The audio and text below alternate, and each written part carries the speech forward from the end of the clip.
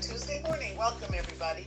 We're here with Masha Goldsmith, United Souls. We're here talking about bringing this world to a good place where people care about each other and yes. Our values are really valued.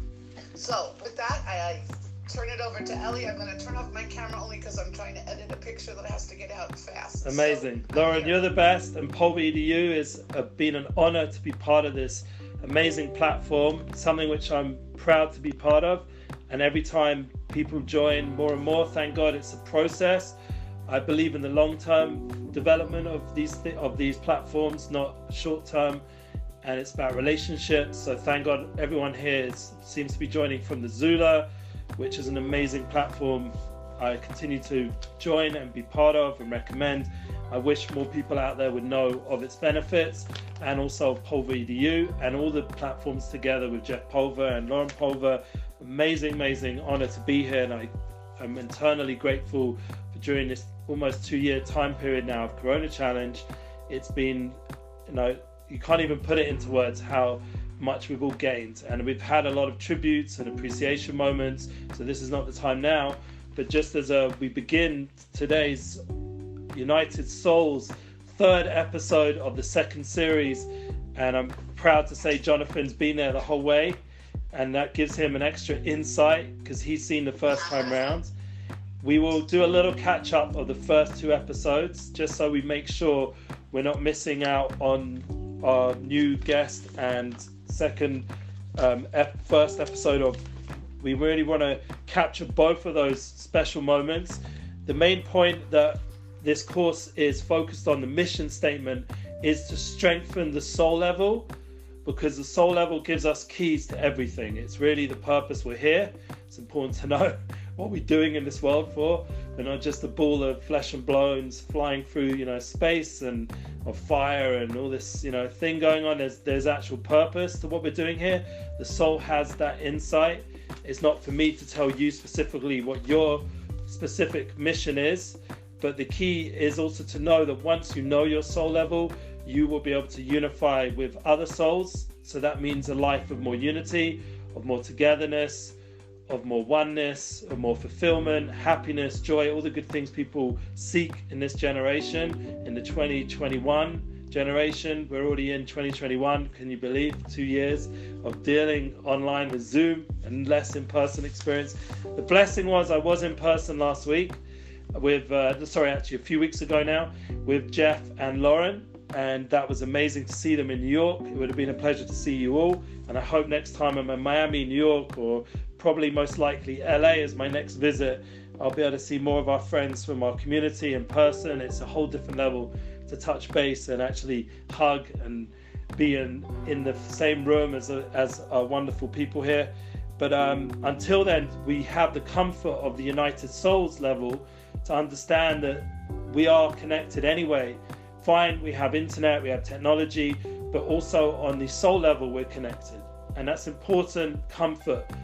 I haven't seen my parents with my children for over 2 years almost, and I'm sure there's other people here who haven't seen people they love, but there's a comfort that we're souls. There's also the idea of loved ones who are no longer with us physically, but we have the soul connection. This is a different way of looking at life that can give us a much more expanded consciousness, and if we apply these tools correctly, should enhance our daily life. And that's really what's going to be today's episode. But first, we'll just go over quickly the 1st and 2nd episode of the series. Being proactive rather than reactive. That's the first part of the course. You have to realize that your soul is here to do kindness and to make a difference in the world, to make change that's positive, and to not react to the things around you, but rather to have a larger view of life.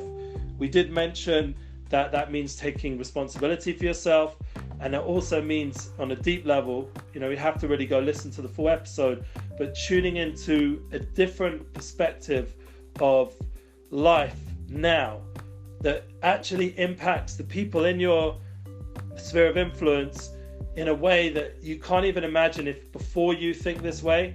It's a different level of life because you're now tuned into a whole enhanced viewpoint of how to experience the moment. And rather than reacting And rather than looking at life in a more smaller level of triggers and difficulties and problems, you have an expanded view of challenge and opportunities and a truer perspective of relationship goals. It's a different level experience. And that's when we move to the second point of having goals, mission statements, values, dreams. It's really important that we constantly develop these parts of ourselves, that we review these parts of ourselves that give us more purpose, more definition, more direction, give us boundaries. It gives us strength and courage to be able to fulfill our purpose in the world. That was the second episode, and we went into actual practical points of how to build the mission statement and goals and dreams and values, and to also be real with that, not to be like fantasizing about things we want to be, but actually looking at our reality of what's in front of us now and tuning into real steps, how to apply that.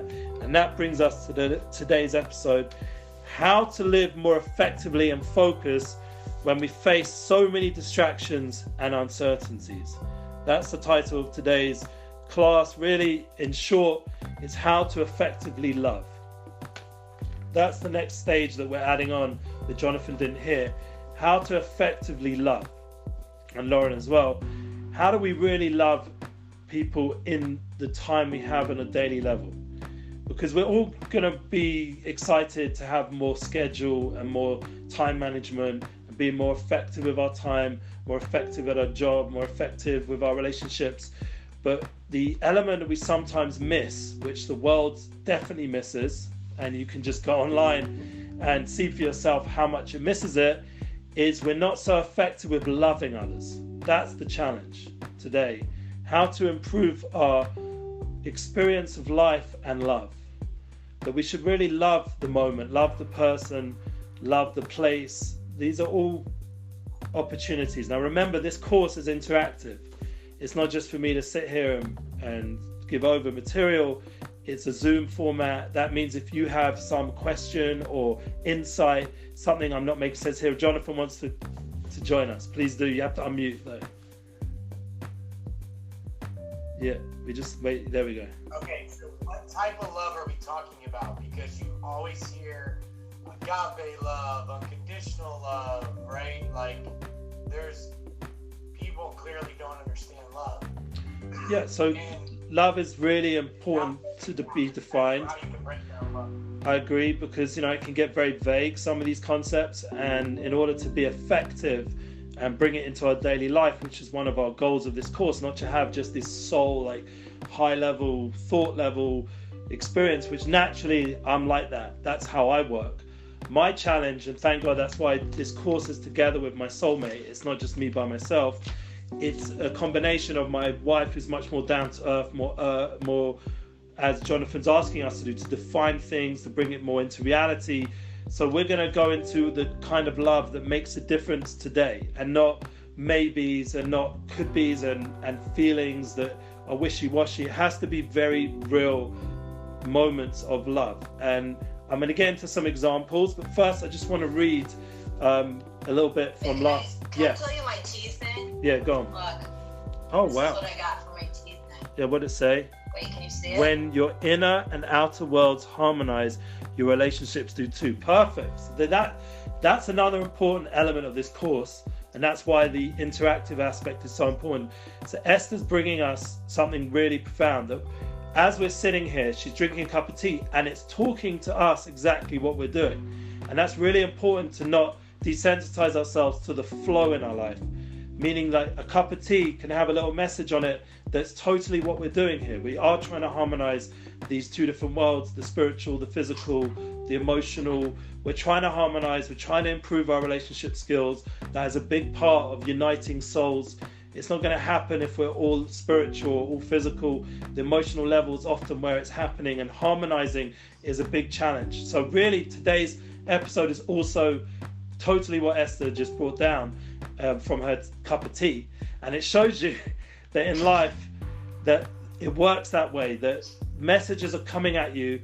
And obviously we're going to discuss this, because it's going to be a key element of love, is removing the distractions and the external aspects and all the false messaging and all the noise. We can't get to the proper message of what we're supposed to be doing and our priority and our first things first until we've really removed a lot of the noise and attuned ourselves to what the right message is.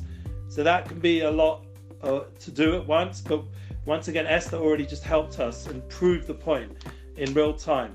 Now, what do you think, guys? Yeah, we want a real discussion, and we can follow up with another 10 sessions to get all these effective points of growth in our framework and outline once we've discussed this all. So that's a good point. It's going to take a long time. Yeah, type it into chat. Please do, Esther, what you just saw in your tea. This is why... type it in, what it wrote, so we can keep it here. This is what our creator, the universal force, however you want to call it, the flow, the divine element of life, wants us to discuss from a real place, because understanding that if the creator created a world with a purpose, it wants us to get our purpose. It doesn't want us to be not real. It doesn't want us to miss our purpose. It would be a big shame you give someone a purpose and they completely miss the point. Like, that's a very painful experience when you're like a teacher or an educator or a parent or a boss, and you're trying to give people a purpose and they're like just not getting it. That's a very painful thing. So we don't want to be in that realm of disconnect. We want to be in tune to what the real flow in life is, so that we're getting discussions to the point where we're attuned to what we need to learn. And that's something which is great in Zula, for example.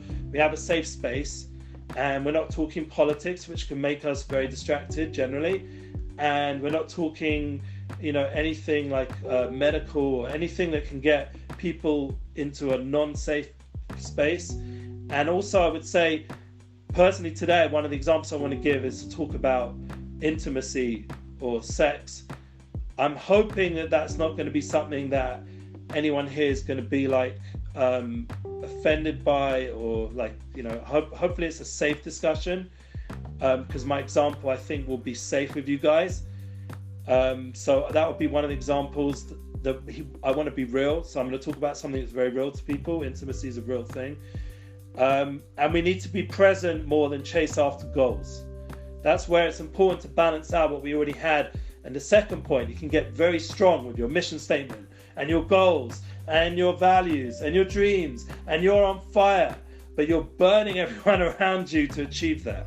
And that can be a big mistake, because you're not going to really fully fulfill your purpose, your goals, if you lose the crowd, if you lose the people you care about. You don't want to do it in a way that sacrifices the bigger picture, which is obviously to keep, hopefully your goals are consistent, that you want to connect with people as well. Usually people's goals are, as a human, you need to connect to other humans. It would be a pretty lonely journey without that. So assuming, once again, I'm making a lot of assumptions, but my assumptions are based on knowledge. They're not based on theories. They're not scientific or something. They're real life experience. That's what I feel I have in my pocket that I'm offering you guys today. So just to make clear, like, I'm not a big billionaire financially. I'm not like a massive success. That's not my pitch to you guys. My pitch to you guys is real life inner experience of real values and real mystical truths of humankind that have been tested throughout history and are universally accepted.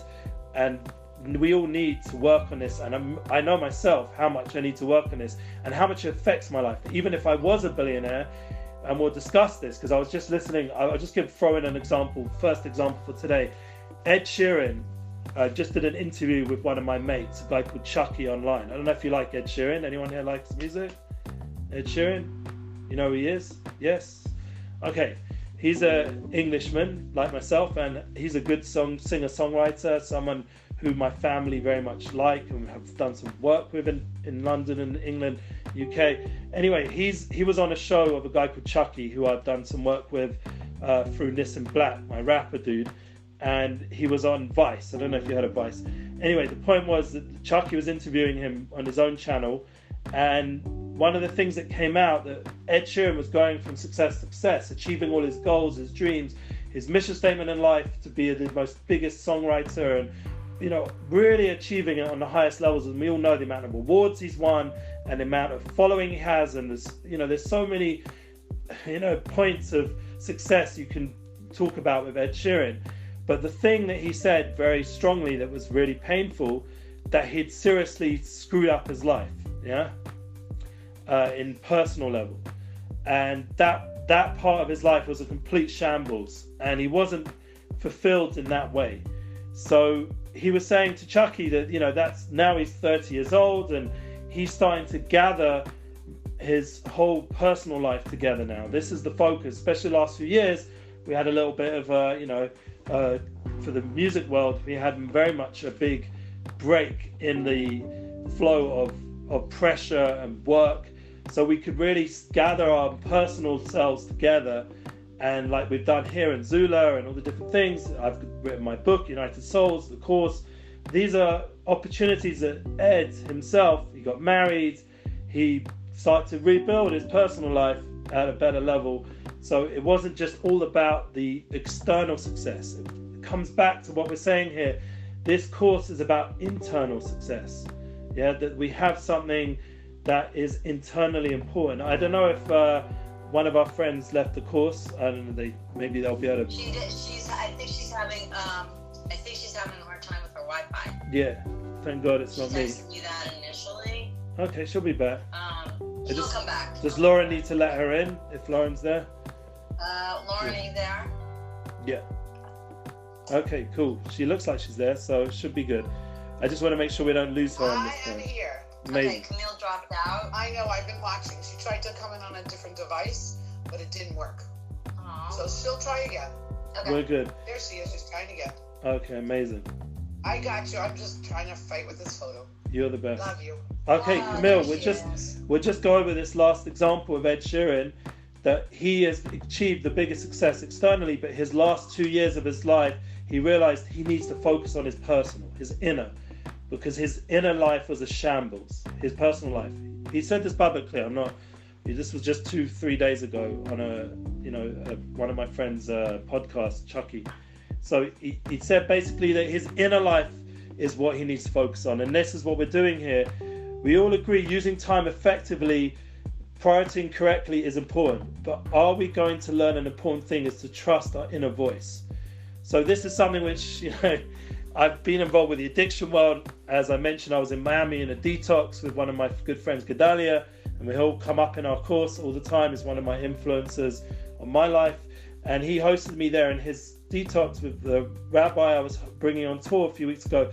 And one of the points is, we all know, and as another example, that the addict's voice is pushing forward a very true need, and instead of fulfilling that true need, they're finding other ways to fulfill that need through drugs or sex or gambling, all these other forms of outlets. And I would say for an everyday person like myself, thank God I'm not an addict to those kind of things, but I am probably an addict. Say Netflix is an addiction nowadays, or internet addiction, or whatever it is. Everyone has their level of whatever it manifests is.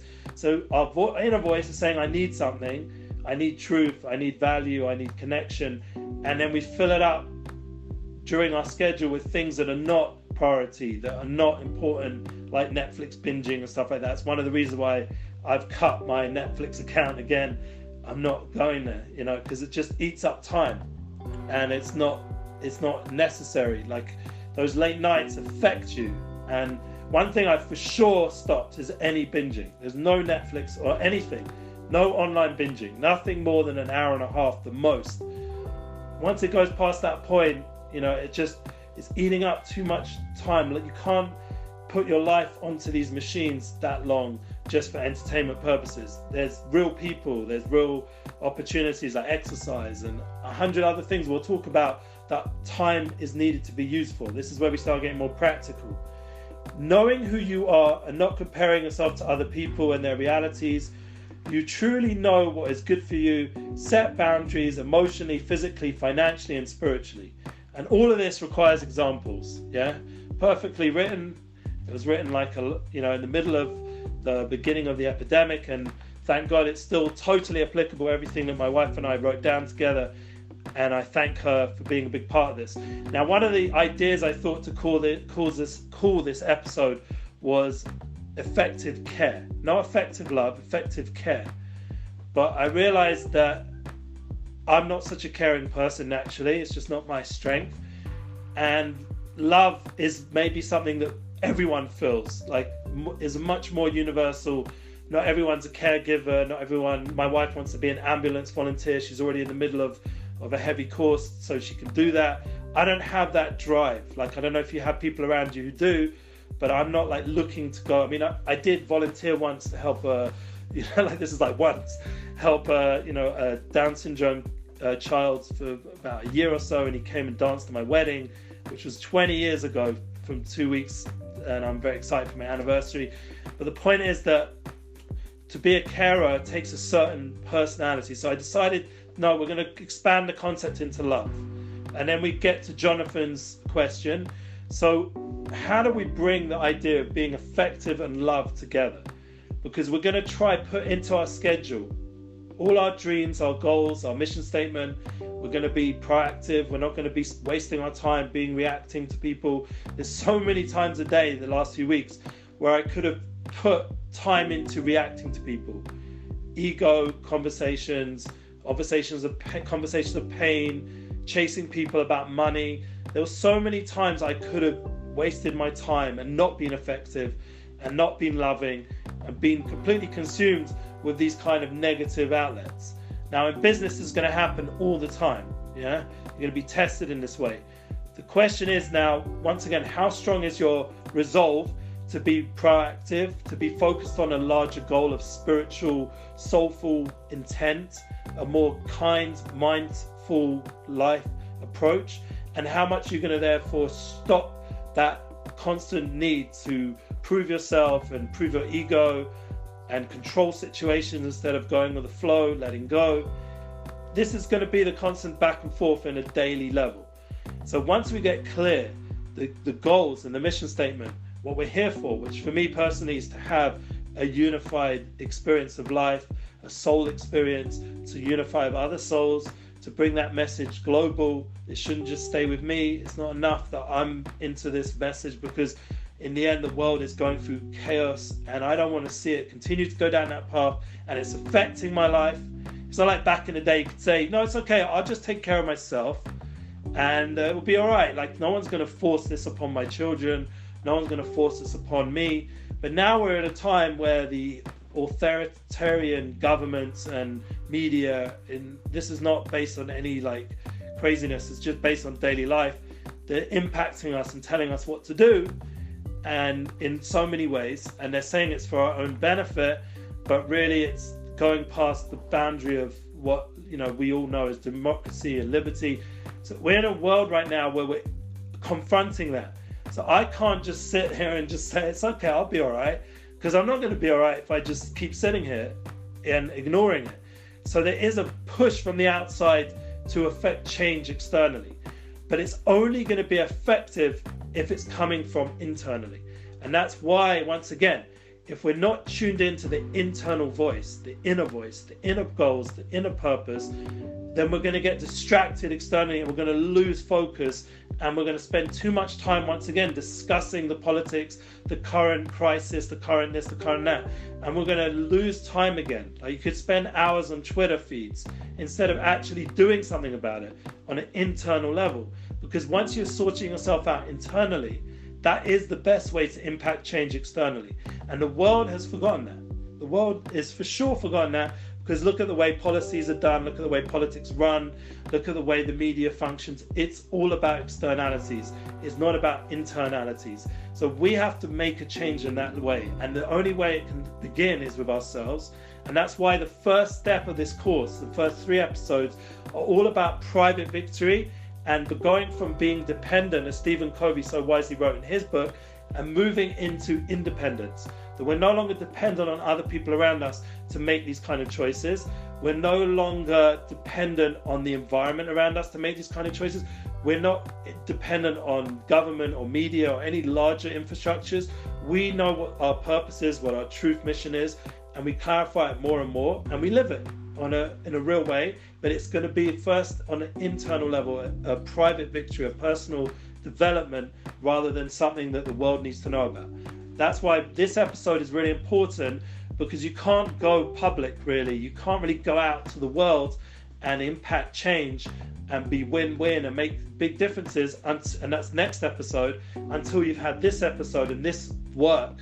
And that's why, thank God, we have another 2 weeks before the next episode. We can work on this, how to bring these first 3 aspects together: being proactive, making sure we're focused on our purpose, our mission, our goals, our dreams, and then bringing it in effectively into our schedule. So now the rest of the class is just going to be about bringing it into our daily schedule, into our daily life. That's the next of this session. So before I go into that, has anyone got a question on this introduction to everything we're going to discuss now? Feel free. This is your time. I'm here for you guys. I'm here just to interrupt you when I have a question. Yes, please do. But you don't have one right now. Okay. So we'll wait a minute. I like that T quote because I do feel harmony is a big advantage in understanding time management, that it has to have some sort of flow. You can't be static. You can't be overly dependent on one of these like apps like Monday.com or all these other things, time management tools. You've got to be real, that you're a human being, you're not a robot, and it has to flow on, once again, with the love aspect, that you're going to have people in your life who are going to need love, and that need for love, that reality of love, which Jonathan wants us to define, we will define.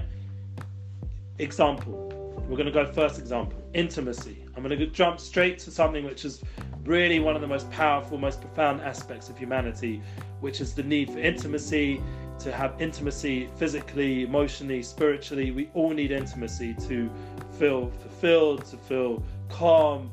It's, for a man, it manifests, I'm sure there's all different ways it manifests in the world nowadays, of all the different genders, ways of explaining things, but to keep it simple, man has a very intense need for intimacy for certain reasons, and women has a very intense need for intimacy for other reasons. Without getting into those differences, the main point of intimacy is to connect to another soul, not just to the physical body, and not just emotionally to experience the attribute of love, of giving some pleasure to another person, but to connect on the soul level.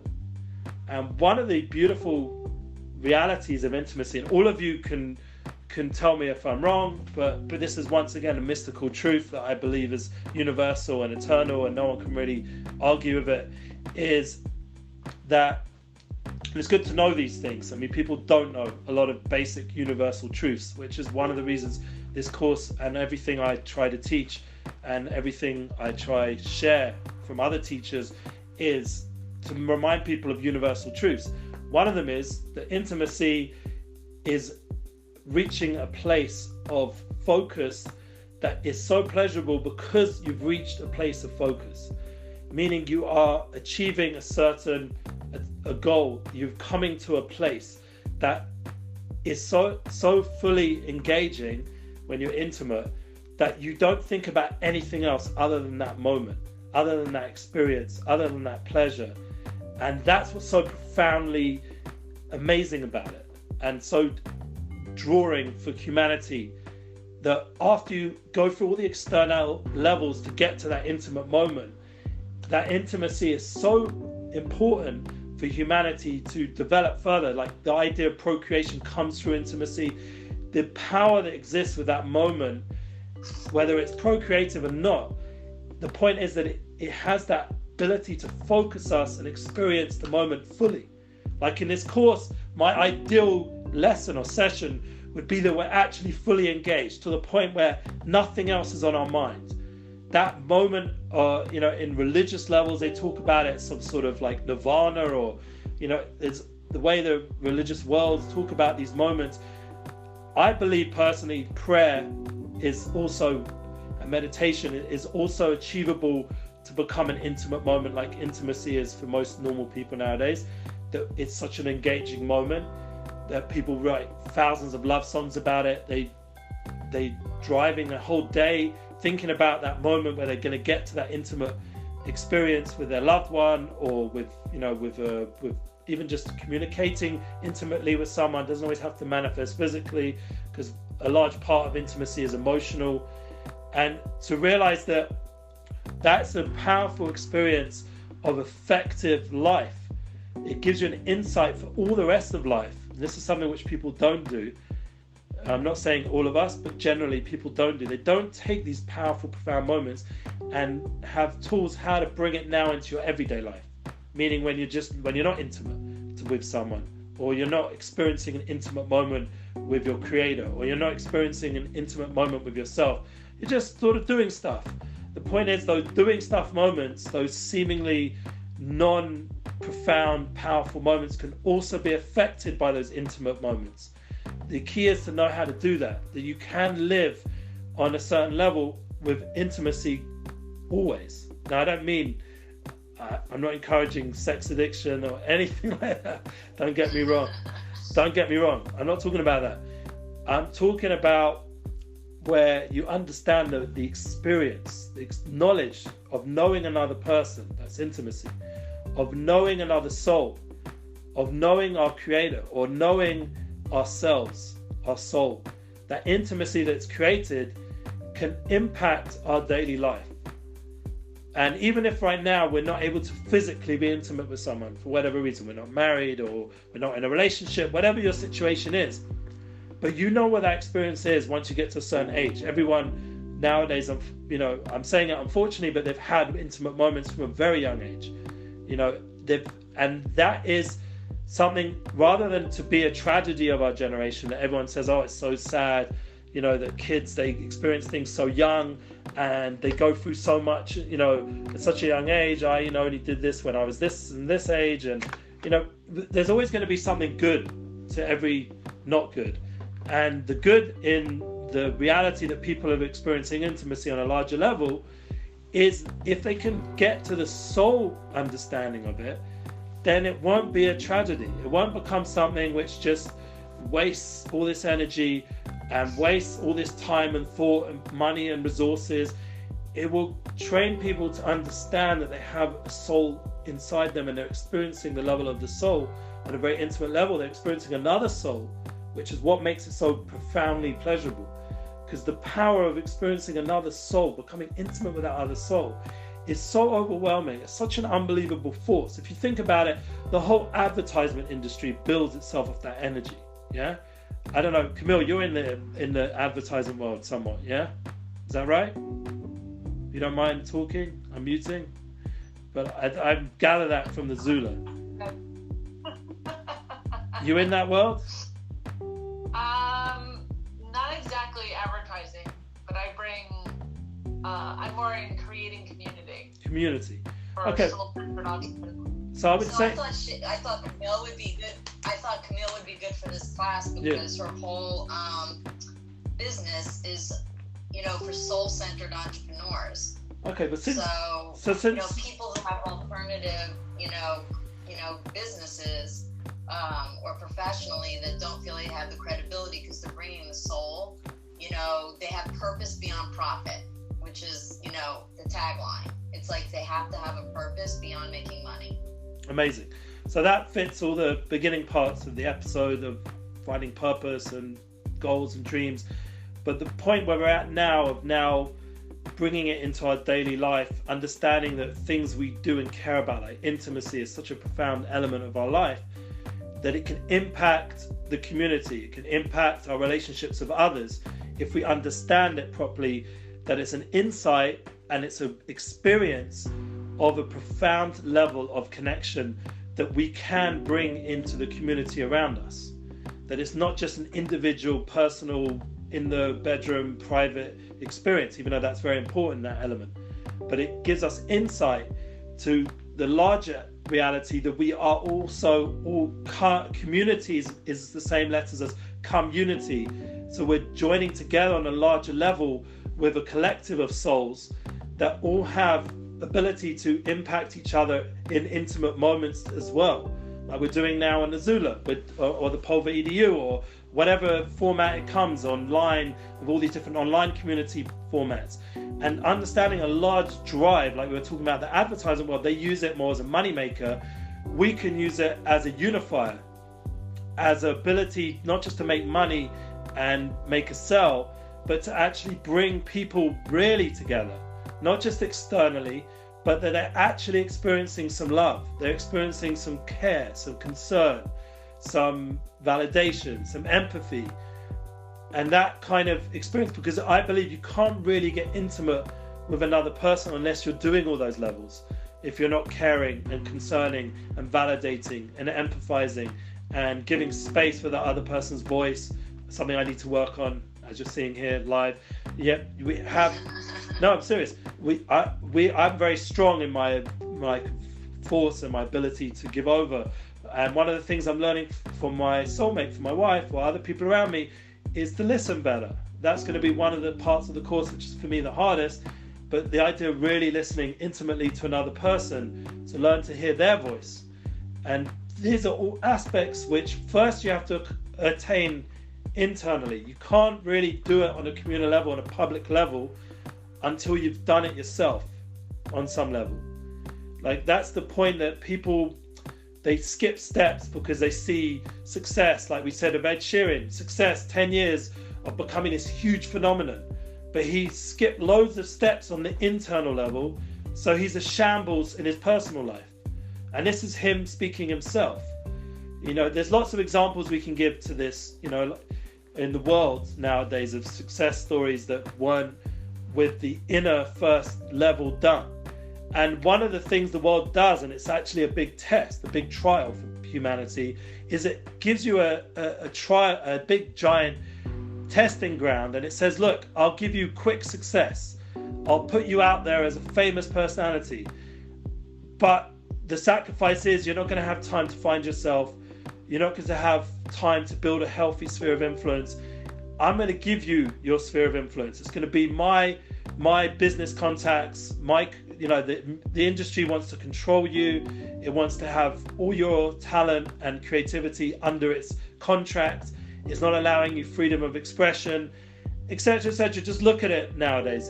It's full of stories of success stories who basically, I mean, you just go onto Netflix, unfortunately, and just look at, you know, a bunch of documentaries that have just come out recently about Britney Spears or any of these people who were huge success externally, but internally a complete failure, yeah, in their family life and everything else, yeah, in their well-being, in their mental well-being. So we have to understand that the world's pushing to skip all those steps, and it's even buying you off. But once in a while, as we mentioned a few weeks ago, there's going to be someone like this girl we had, Jewel, her name was Jewel.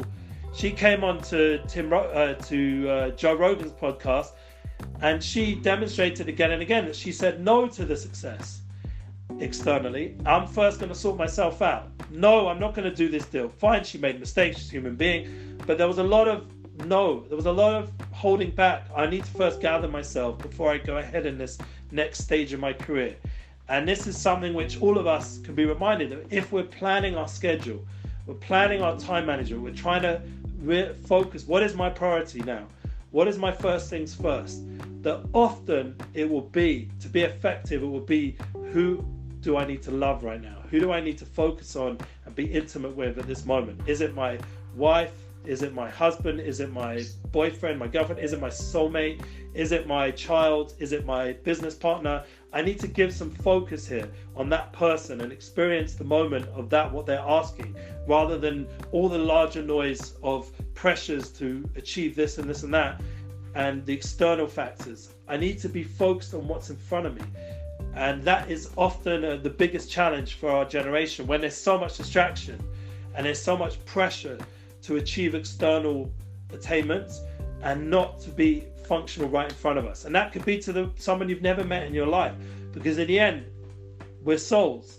And if a soul's put in front of you, even if they seem like a soul that's very different to you in terms of how they're living life, and they seem like a soul that's not so much to do with your flow, they're not really in your market, your business, your this, your that, but if they're talking to you at that moment of life, or they're like involved in you in some way, like in a car situation or in all kinds of things that come up daily life. There's an opportunity to interact with another soul. It doesn't matter who they are. Right now, you've got to show that love again. Once again, be proactive. Bring into that love aspect that they're also needing love. They're also a human soul. They're also wanting some level to connect. They need a smile. They need some reassurance. There's always that opportunity to serve another person in a positive way, in a way that brings more love. And this is the kind of love that I feel that's really important to be effective. It's definitely unconditional. It's definitely more selfless. And it's understanding that is what most of humanity is looking for if you get underneath all the layers. They really just want some positivity. They want some love. They want some connection. They want some validation. You know, how many times in business, where really if you just give some positive energy towards that other person, that will accomplish more than all the strategies and all the different ways of making contracts and this and that. Just bottom line, just give that person some positive feedback. Connect with them as other human being. Give them that reassurance that what they're doing is valid, so that then they can go forward with that mutual respect. And this is something which, online is being shot at left, right, and center, because, it's all about how can I get one over another person. That's the opposite of what we're talking about here. And that's causing a much less effective experience of time. Life is a gift, time is a gift, and every moment of life is something that is the most precious thing you have right now. That gift of life, the gift of time. We're not here forever. This hour that you're giving me today is so appreciated that I can share with you something which I've experienced on a deep level, thanks to being around people who have become experts at this. An example would be an example of people who are experts at this, that when you're in their presence, you feel they're totally there. There's nothing else in the world. They're totally intimate with you at that moment. And once again, it doesn't mean physically. Yeah, this is another, confusion, that people think everything has to manifest in some sort of physical explosion. Like, Joe Rogan said a comment today that someone said to him that if you want to have love, then we have to get sexual. And Joe was like holding his knife. It happened to be another man. And he was like, that's not happening. We're not doing that. Yeah. And I agree. Love does not have to be sexual. Love has to be intimate, has to be connecting, has to be a moment of intimacy. If it's that kind of relationship where it can be sexual in a healthy way, that we all understand is now a time for that sexual expression of intimacy, but not love is sex. Love is intimacy. Love is validation, and that is the kind of way it should impact how we interact with people on a daily level. Now, we need to get into some more examples. If anyone has any questions, once again, because without getting into all these examples emotionally, we need to have time for ourselves. I had a session with my wife, relationship podcast. It's called The Relationship Flow. And we spoke about having that self-care time that Jeff often brings up again and again in our Zula, that we have to give some time to love ourselves.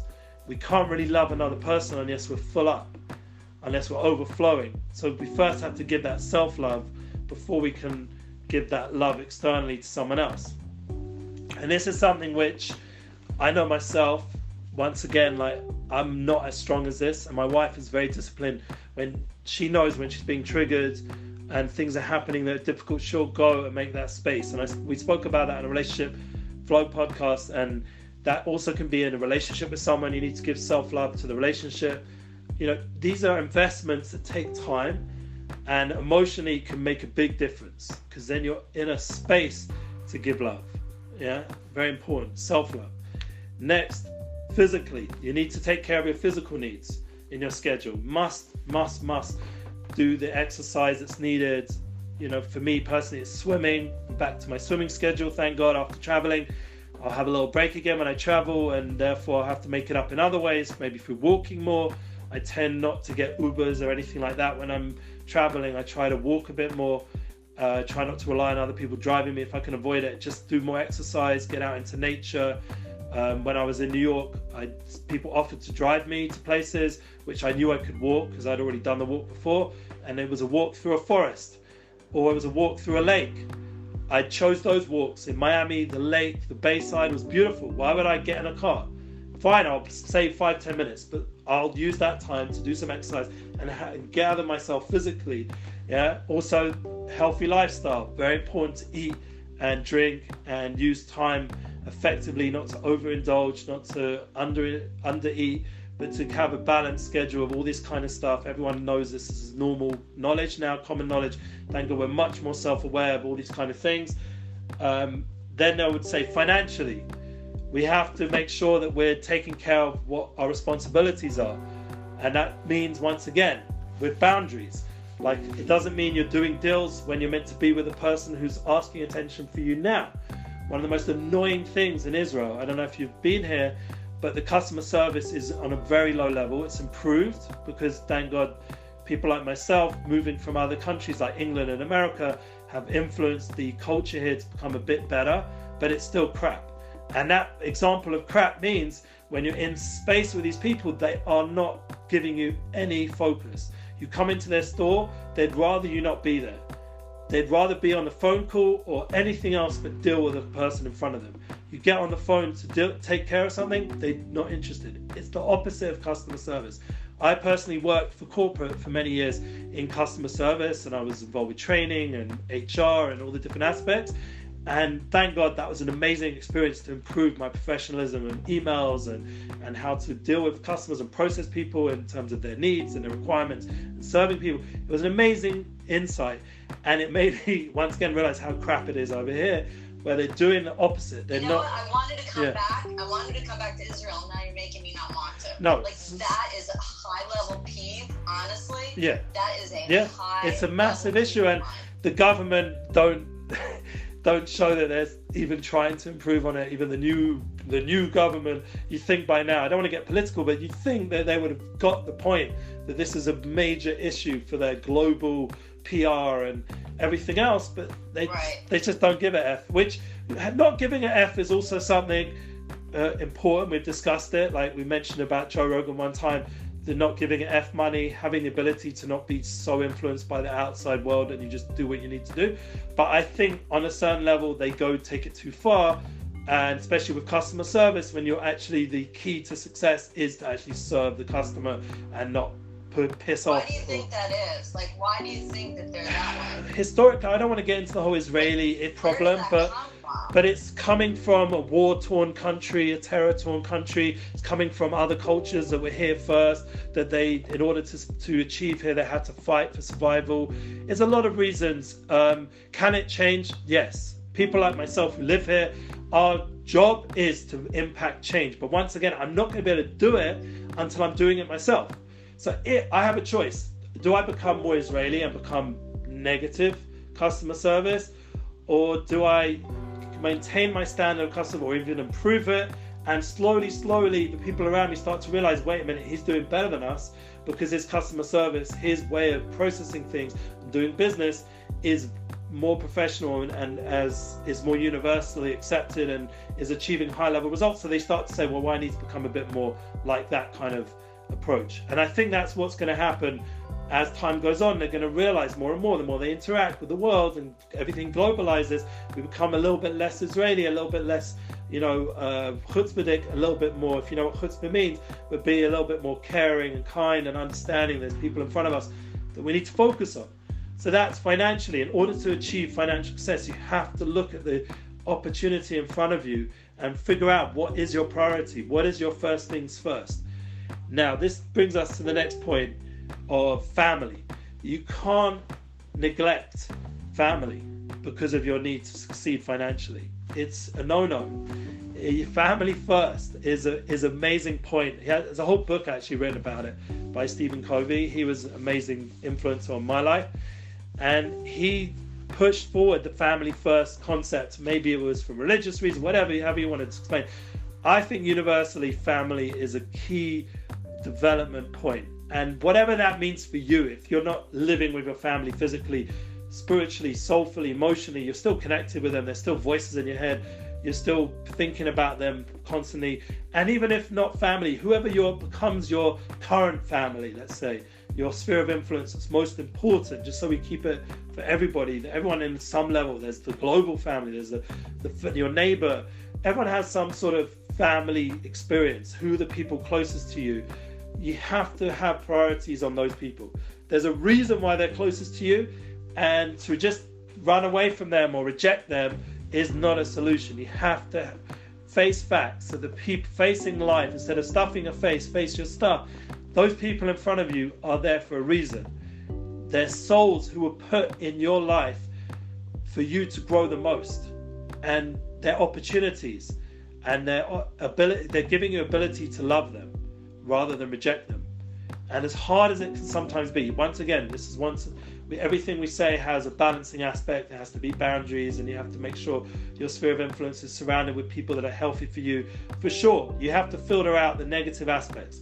But once you've done the filtering and the boundary aspect, those people in your life, for example, right now I have my wife and my, without evil eye, I have 6 children in my life. I did have one married, she's no longer married, whatever, that's the whole story.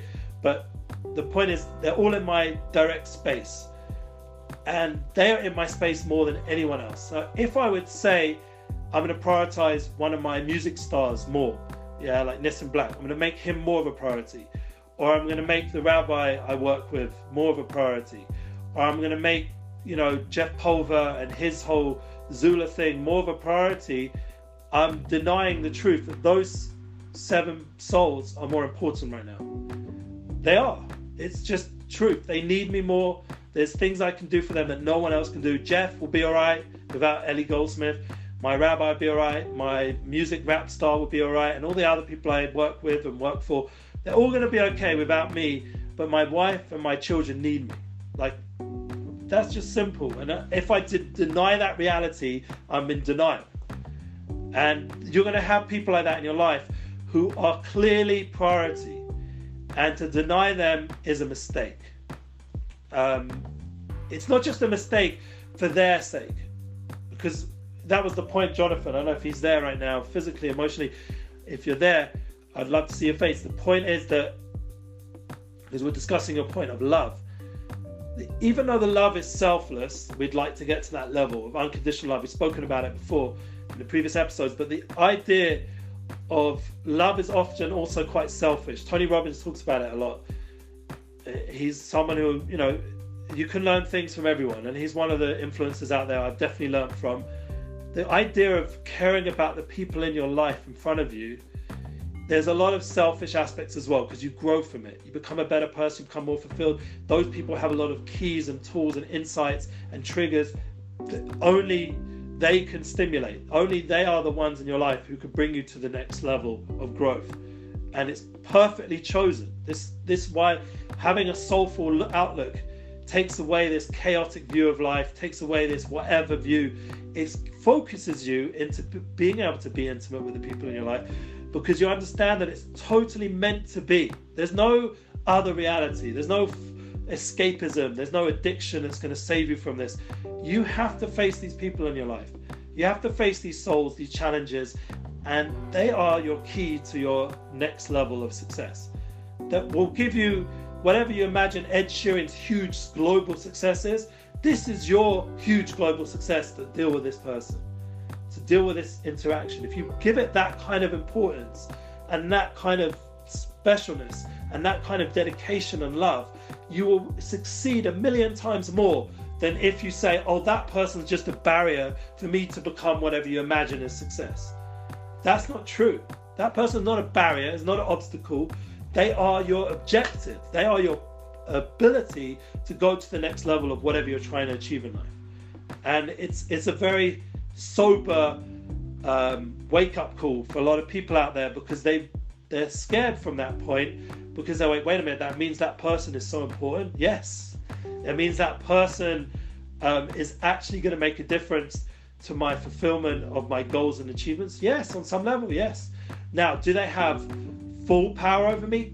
God forbid. No way. Don't give any human other person full power over your life, because there might be times where they're no longer your purpose. They're not in front of you this moment. The point is, we often go into the next experience stuck with the previous experience. We go into the next relationship interaction, we're still with the other person. We're even intimacy, we could be intimate with a person, even sexually, and we're thinking about another woman. How many men have that challenge? Yeah, that is us taking relationships and making a chaos of it, and not organizing it in priorities of what's in front of us now and focusing on now. That would be one of the justifications of having a phone. What's the point of having a phone? It's just so you can show those important people in your life that they're priority. Not to make the world priority, not to make what you imagine success as priority, to make those people priority by once in a while sending them some love. That's one of the rabbis I connect with and work with. He says to me, the purpose of the phone, the creation of the phone, was just to say I love you to those people important in your life. That was the whole purpose of it. That really gives it definition. And then all the other stuff that you do with the phone. But that in itself is the purpose of the phone. I think that's very meaningful, that statement for our generation. It will help us refocus again. Anyway, that's my course for today. Now, the best part of the course now, your feedback, your interactions, your questions, your disagreements, whatever it is. So we'll end off. The floor is open. And it always was, but no one said much. So now it's your chance. I hear crickets. I just take notes. Yes. I mean, I definitely feel like I need to work on the inner before accomplishing the outer. I mean, I'm still trying to figure out last week's, goals and dreams and all that stuff. I mean, these are life attainments. I wouldn't mind another class on that. Okay, we'll get back to it, we'll get. You see, it came up a bunch of times today already. The concepts are a journey in life. They're not things that are just like easy come, easy go. You're always going to be working on your mission statement. You have to review it. You're always going to be working on your relationships and your time prioritization. The key is, one of the points Stephen Covey says, is not to let your priorities become emergencies. That's where he organizes this whole quadrant, this very clever system. You don't want to let emergencies dictate how you live your life. You shouldn't be going from emergency to emergency. It should be going as a flow from priority. If you're in a situation where you're living a life in an emergency level, so then there's something you've missed that day, and you're going to have to refocus and reorganize your prioritization. I think that's an important point. That's huge. Yeah. Okay, anything else? I've read this Stephen Covey. I always try to hold on to the fifth one: seek first to understand, then to be understood. Oh, that's the hardest one. We're going to get there. But you can't. Once again, you can't really get there publicly until you've got it on some level internally. That is already a public victory. What he's discussing there. That's already like a high level in my book. When we did this course the previous time, Jonathan got a whole TED talk from that special point that you just mentioned, Esther, really seeking to understand, because that's a whole nother, that would change the world, that level, because if people really listening to each other, it would be just a different world of communication. I mean, really, technology should really just support that level. We have to figure out how to do it better, because we're not doing it so well, honestly, to really listen. But that point before about the purpose of the phone, purpose of technology, could be just to give another person I love you. Could be that's all it really is for. To really, and that love you means what you're saying, which is on a deeper level, to really listen to that other person. Because to love someone, you can say the words, but to really love someone, to truly love someone, means to really listen to who they are, to recognize how special they are. They're a soul. They're a special creation that's put as a gift in your life, not an obstacle. To look at souls, to look at people like that, with such a deep appreciation of what their presence, rather than an irritant, like Israeli customer service. It irritates me. Get out my way. Get out my shop. I sat down in the shop after being jet lagged. It's just a story in the mall. Diesel. we can badmouth them today. Why not? I tend to stay away from naming people that are doing not wrong, but they're so powerful and economically successful. I don't think it's gonna make a difference what I say. So Diesel is a powerful, like, you know, one of the big companies. And we're walking in Manila. I'm jet lagged. I see like a little platform. My wife's going in to buy a bag. You know, I'm like, go buy your bag.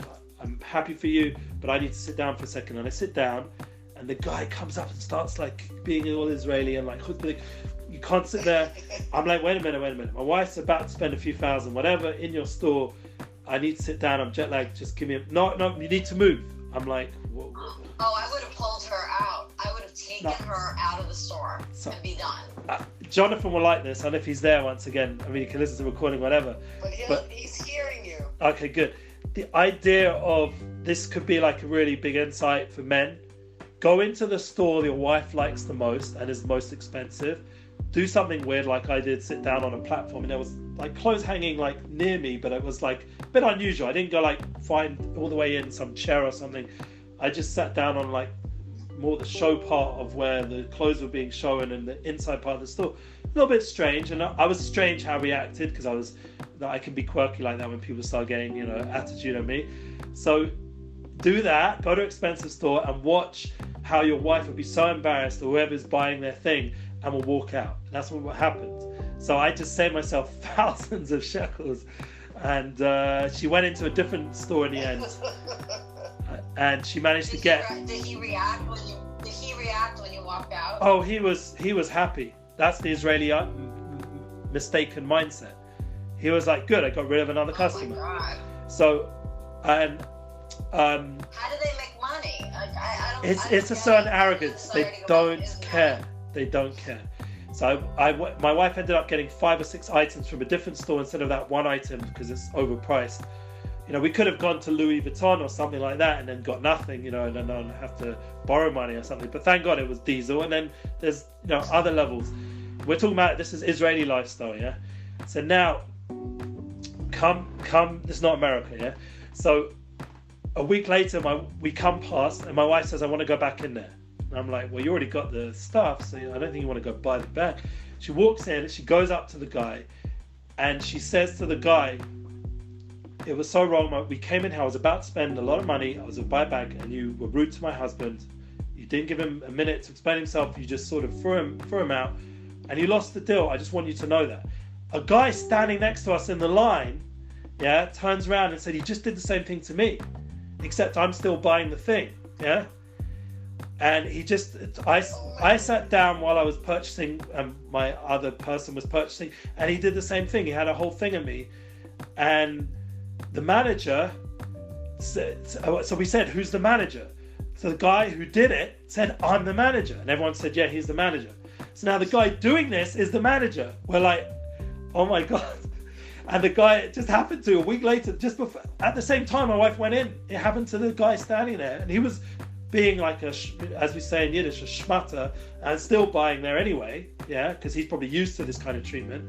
And I was just like, oh my God. So I said to the guy, I said, well, we're not, you know, he wasn't even sorry. He was like, no, you sat down, you didn't listen to me immediately, and get up and go to the other place, and no, get out, you know, bye, we don't need you, kind of thing. I was like, I just felt like this is the opposite of everything we've talked about in this class. And my hope is that once again, by us working on ourselves, this is my prayer, my meditation daily, by us doing what we're meant to be doing in the United Souls course, it will affect change. One, in our own life, that's the priority. Independent, happy, private victory for our own life. We're more focused, we're more intimate, we're more engaged, we're more loving, we're more emphatic, caring, all these good things. And it will go outwards, as we're going to go to the next episode, please God, in win-win, and we're going to focus on how to make it a private victory to a public victory. We're going to bring it out that it will start to impact all these kinds of people out there and making all these mistakes and all these stores and all these things. They'll start to learn from the success stories of people who are inner are successful, and it will manifest publicly as well. That the inner people, like Joe Rogan himself said it, I don't know if he's such an inner person, maybe he is, maybe he isn't, I think he is on some level, but he said himself, we need to make a new cool crowd in the world. forget Hollywood and forget all these famous stars. There needs to be a new cool crowd based on integrity, values, love, truth. Honestly, this is from Joe Rogan, and he's got more followers than most of the Hollywood people nowadays. So maybe there is going to be a new movement of cool, true people who are inner based, not just superficial and externally based.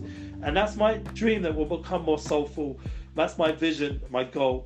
We'll become united souls, and it will impact our homes, it will impact our society, and we'll see different customer experiences, and everything we're doing on a daily level will move up a level to a more happy, fulfilled place.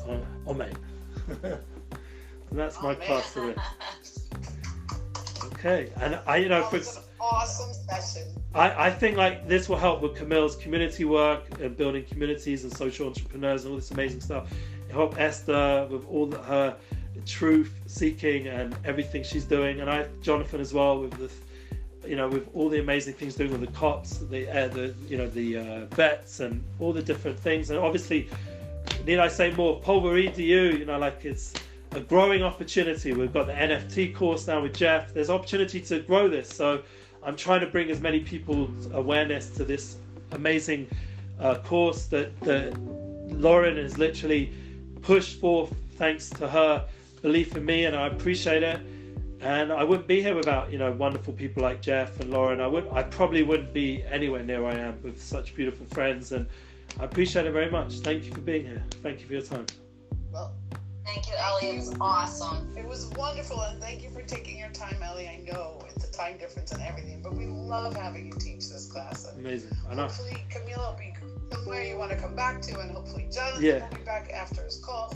I'm going to end our class. I'm going to stop the video. Yes, please do. Amazing. Recording stopped. And the thing, you'll all receive a copy of the video within, you know, hopefully the day, so that you'll have a sense of what you know. You can keep the video lasts for about 30 days, I think. 2 weeks, 30 days, I don't know.